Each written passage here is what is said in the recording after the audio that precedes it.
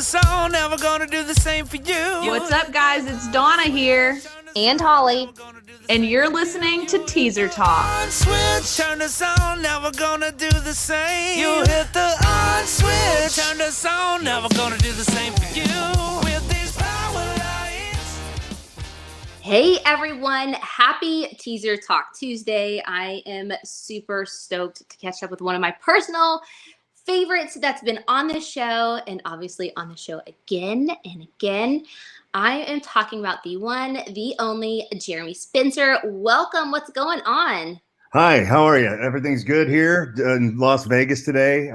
It's actually reasonable weather. It's like 77 degrees, so no complaints. Oh, yeah, that's so nice. Not like that you walk outside and get drenched in your own sweat. Yeah, you feel like you're cooking from the inside. Yeah, it's I don't miss those days, so I'm glad. I think we finally turned the corner to fall. That's awesome. Well, yeah, I'm excited to catch up with you. You've been a busy guy. I mean, even since the last time we've caught up. So first off, I want to ask you, how are you doing? How's your health? How's your back? Everything going well? Yeah, everything's good. It took a couple years really for my back to heal fully, but it's great now. I actually have like a Terminator style back because they put the titanium in there. So everything around it may deteriorate, but that's really solid. So there are no complaints health-wise. Back at the gym, feeling pretty good. You know, getting a little older, but things are doing pretty well body-wise, I guess. So no complaints really. That's awesome to hear. I know that's one thing you were talking about the last time, even like the struggle of going through a healing process and, you know, all the emotional even came with it, the depression and everything. That's so glad to hear that you're doing well. So yeah, there's been a lot of changes. Let's talk about it. Catch us up. Well, I originally called the project Psychosexual. It had started as like just a solo kind of pop new wave keyboard music kind of pop project. You know, it was a really different thing than it is now. And when I put the band together, I just kept that name. And we started, you know, like the first batch of songs had it was more sex oriented lyrics and things like that. And as we just kept going, it started to get away from that. And it became apparent that it's really not a fitting name anymore. So it's like, let's just change it because nobody really knows who we are anyway. We never toured. We did like one live stream show. So it wasn't really out there that much. Like we threw out a recording early with little to no promotion. I did a few little things to promote it. And then we just kept writing. We never stopped because the pandemic, you know, we couldn't really go play shows. So we're like, let's just keep working on music. And then we came out with a song called Devil from Hell. And I was like, oh man, I kind of wish that would have been the first thing we released because it's more fitting to what we're doing now. So then we just kept going and we ended up creating 9 albums worth of material in the past like 2 years. We haven't stopped in 2 years. So all we do is write and record since we haven't been able to play. Wow. It's that's a lot. A lot. Yeah. I mean, so much work, but I love it. You know, there's no complaints here. That's what we love to do. It's just, we wouldn't have done that if the pandemic wasn't here because we would have gone out and played shows and that would just break it up. But since there's no interruptions, you just go into the studio every day and make music. So we're really fortunate. I mean, I know the pandemic's awful, but it's been kind of a blessing in disguise for us because it's just allowed us to find our sound and grow and evolve and make all this music that we're really excited to share, which is finally dropping in about a month. So, you know, there are a few songs out now, but the bulk of it's all coming out on one day, November 5th.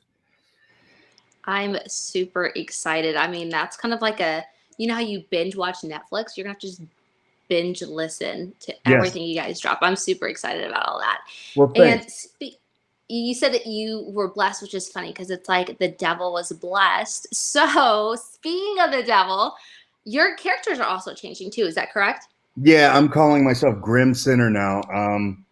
The Devil Daddy thing, it was more appropriate for the psychosexual music that I was doing on my own, but it started to just not seem to fit anymore. It's not relevant. So I changed the name, and I think that the sound's a little more sinister and dark, and I think it's a more appropriate name not only as a band, but for my stage persona as well. And I'm real happy with where things are now. It took a little while to get our footing. You know, I don't think anyone has their band figured out on the first release or their first batch of recordings.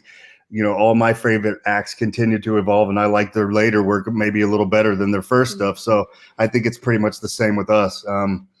Now we're at a place where it's been 2 years. I think we know who we are, and I think the sound and the name all fits together really well. And I think people will find something that they can latch onto. They may have not enjoyed the first couple of things they heard, and that's fine. You know, I mean, I don't dig everything I hear either. Some people liked it, some people didn't, but you know, we just kept making it for ourselves and continued to evolve. And I like where we are now, and I'm ready to share everything with the world. That's super exciting. I know it's kind of like that awkward middle school phase where you're trying to find yourself. And I think it's super awesome that you guys acknowledge that and caught it instead of just trying to force something that wasn't there, or something that you didn't feel, because maybe that's going to promote like burnout or just losing the passion of the project altogether. So from the total rebrand, what are some kind of lessons learned you could share with others? Because it's safe to assume that you guys are not the only band that's ever gone through that growth and experienced it towards like, okay, we thought we were this, but we're actually this. What are some great lessons learned that you could share with other artists that are kind of facing the same thing?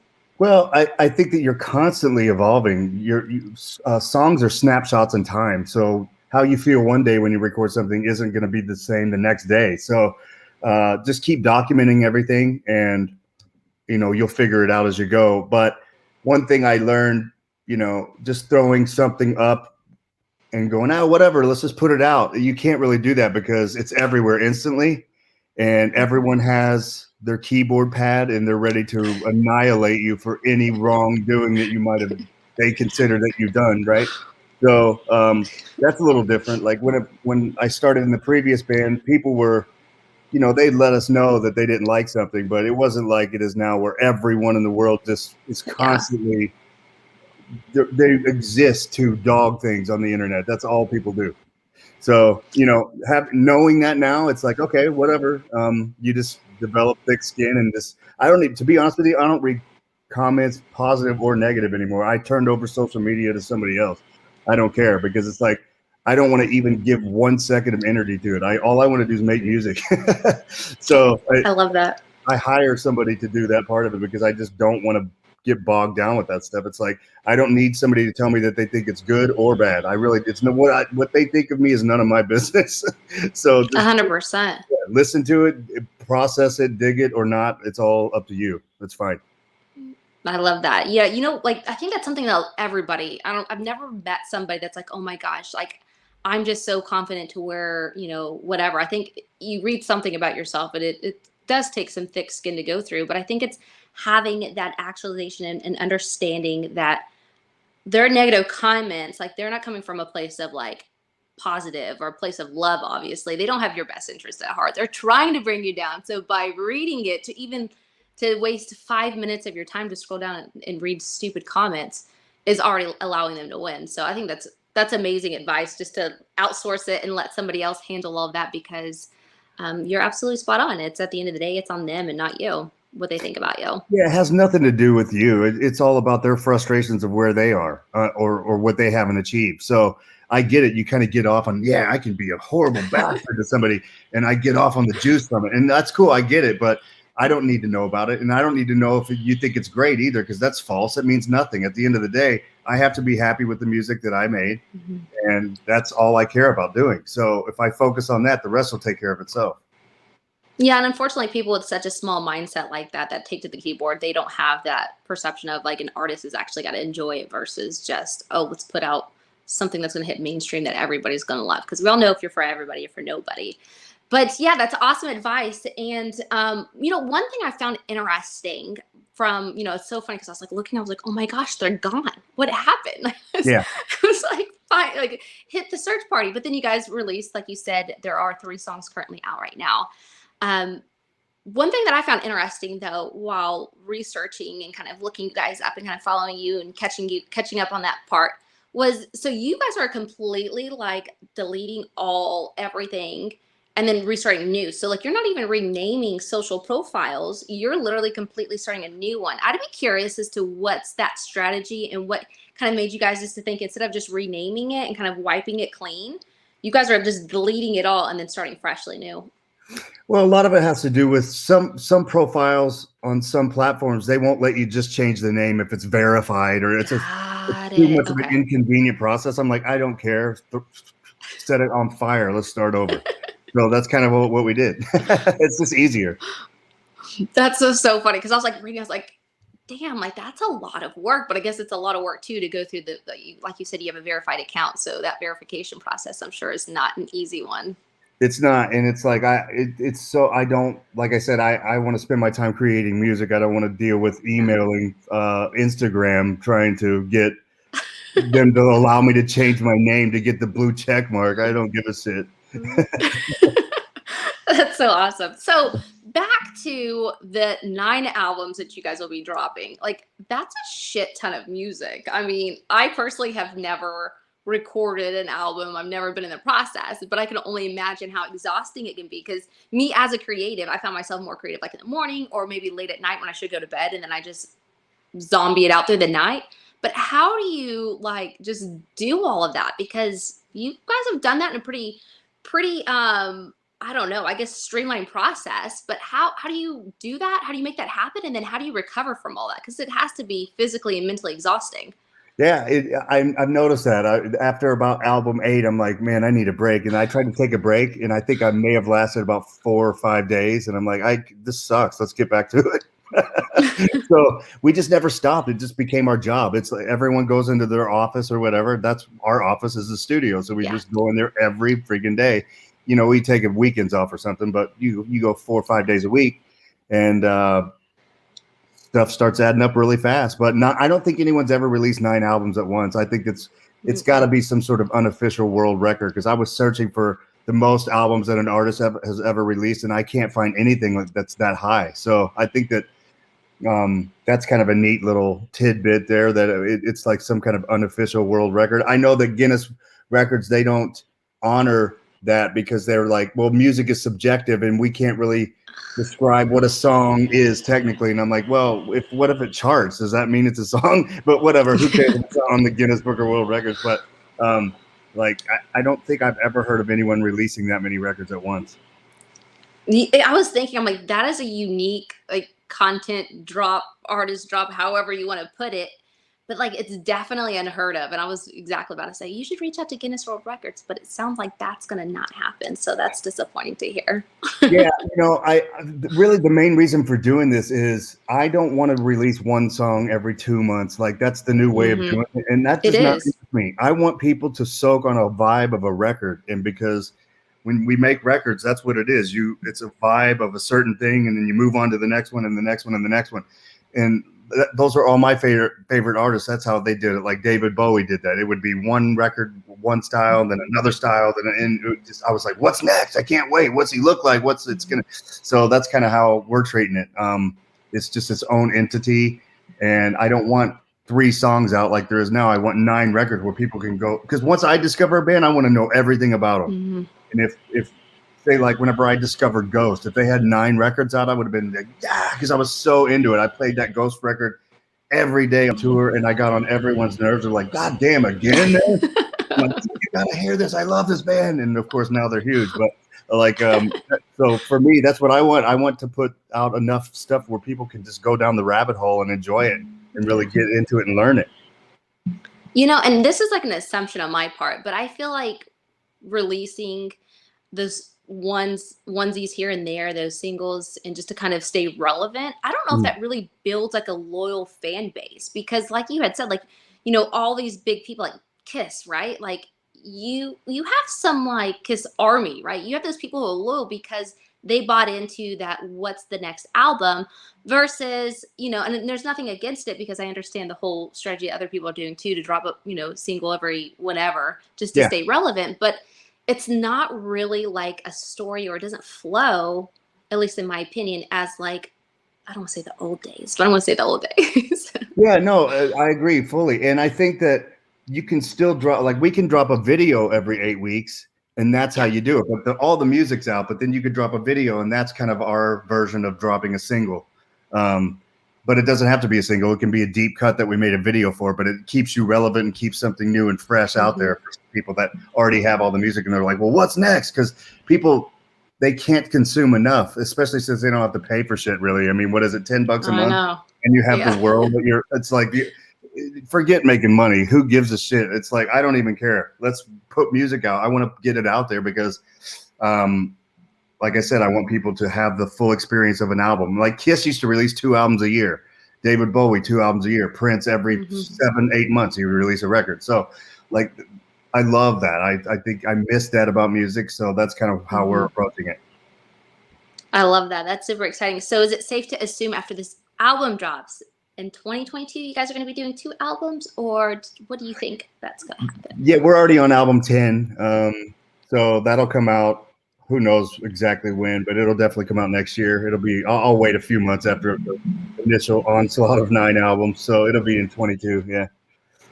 What's your like mental recovery from that process? Because it's, I mean, I'm telling you, like, do you just like veg out and watch like dumb, like stupid TV, or like what's like your recovery from that creative output? Yeah, the nighttime is the veg on the couch and watch old sitcoms or horror movies or something just to shut my mind off. But then I'll end up laying in bed thinking of something like, damn, I have to get the phone and document it. It never stops. But it's a good problem to have. You know, once it stops, then you're like, shit, will it come back? Yeah. That's the worst too, when you're like, I had this really great idea, or I said it this way and now it's gone. It's not going to recover. It's taking action too. So that's super cool to hear. You know, talking about your music videos and dropping them, I love them because they're super theatrical. But there is definitely a difference from the first videos you had released to now, like the new one that you just released, which is On Your Grave. So definitely a different vibe, at least in my opinion. It's a little bit more heavier. It's the MMA fighters. Can you kind of talk a little bit more about that music video? Yeah, that one just seemed like, I don't know why I came up with that song, but I was like, man, this kind of sounds like it could be an MMA fighters entrance song or something. So I thought, let's just get some fighters, and because it's one of those gym songs, you know, like just makes you want to like punch shit and lift weights or kind of bonehead or whatever. But it's like it's just a fun, angry little song, and so I thought it was appropriate to have some fighters in the video. And you know, there's a bunch of videos we've made that are in the can ready to go that are totally different from that, but that's just one thing, you know? Yeah, that's super cool. Yeah, I'm not gonna lie, it's on my workout playlist. Like, I hit it in the gym because it is one of those, like, yeah, it definitely gets your blood boiling, gets a little anger going on. Yeah, good, perfect. Yeah, and you know, you don't want to listen to a slow song in the gym. You want to get your ass kicked. So that's kind of what that one is. 100%. So I have very much a Noob 101 question for those who are wondering, but they are not brave enough to ask. I will take that one for you. Let's talk about the process of becoming in character. How long does that take? I mean, if you go on tour, is that going to be like, are you just going to like go on weeks with your whole outfit on and not take You can't, because I need to know all the details. Yeah, it's part prosthetic and part airbrush, so you can't. Oh, and wow. you know, it's stuck on with like this adhesive stuff that's lethal, and it would chew your skin it would shred it. Ooh. So it's going to be a pain in the ass. The first time I put the makeup on, it took almost 6 hours, and I'm like, I can't do this. But now we have it down to about an hour, little over an hour, and I'll have a makeup artist with me that I hire to bring out to do it, and I'll just sit there and take care of life stuff, emails, and rot in the chair basically for that time, for that whole time. But it sucks. I painted myself into a corner. Like it's not an easy process for sure, but it looks really interesting, so I have to do it. Yeah. No, it's definitely interesting. And I mean, I'm not sure how many people right now that I can think of at the top of my head that are doing the same thing. That's, you know, we see face paint, we see mask, all those are cool. But to have like such a legit setup and then to do it like every day or every other day or whatever it would look like on tour, like that's super impressive. And that's dedication to staying true to your character. Yeah, you know, I kind of just have to do it. I mean, believe me, I tried to make a mask and they all look like masks. I cannot make it look real. So I just have to do it this way, which is this upper part is the prosthetic and then my mouth is my mouth. So because you got to How long is it going to be? how long is it before you have like actual implants and you're like, fuck it, I'm just going to turn myself? You never know. I may get tired of her probably about week 3 on tour and like, just implant me, man. I can't take this shit anymore. That's so funny. Well, awesome, Jerry. I really appreciate you being on the show again and just, being open and real like you always are. It's always fun to chat with you and it's so easy flow. It's just super cool to have you on. So November 9th is going to be the release date. Oh, 5th.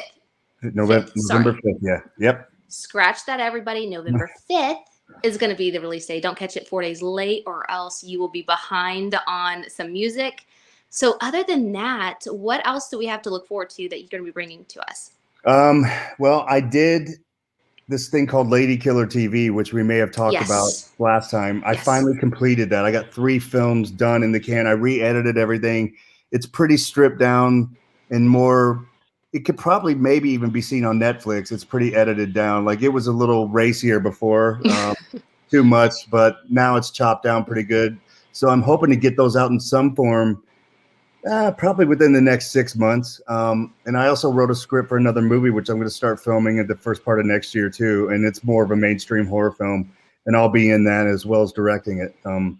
So lots of stuff on the plate. Obviously, the band will be touring as well. I don't have dates, but there were tour offers already, and we kind of passed because it just wasn't appropriate. I'm like, I don't want to be, in that slot on the bill with no dressing room and not able to do this makeup. I want to do the show right. So I'll wait until the first part of next year. And everything was so booked, man. Like it was backlogged from the pandemic. So everyone's like touring now. And then now shit's shutting down again. So it's not even worth it. So we're waiting until 22 and then we're going to hit it hard. Well, that's super exciting. And for those who are watching the video version of this interview, you can see at the bottom scrolling all the ways you guys can follow Jeremy. And for those who are tuning in to the awesome audio experience, it's at Jeremy Spencer. At official Jeremy Spencer, and then at Psycho Center with a Y. Make sure you guys follow him. Keep up with all the cool shit he's working on, because obviously it sounds like this guy does not sleep between producing movies, directing them, acting them, putting on tours, dropping 9 albums. Super impressive. Jeremy, again, thank you so much for coming on and appreciate your time with us today. Thank you so much. It's always a pleasure. We hope you enjoyed this episode of Teaser Talk. We look forward to seeing you next Teaser Talk Tuesday. Be sure to subscribe so you don't miss it. Make sure to follow us on Instagram and Facebook at Teaser Talk. This way we can keep up with you guys until the next episode.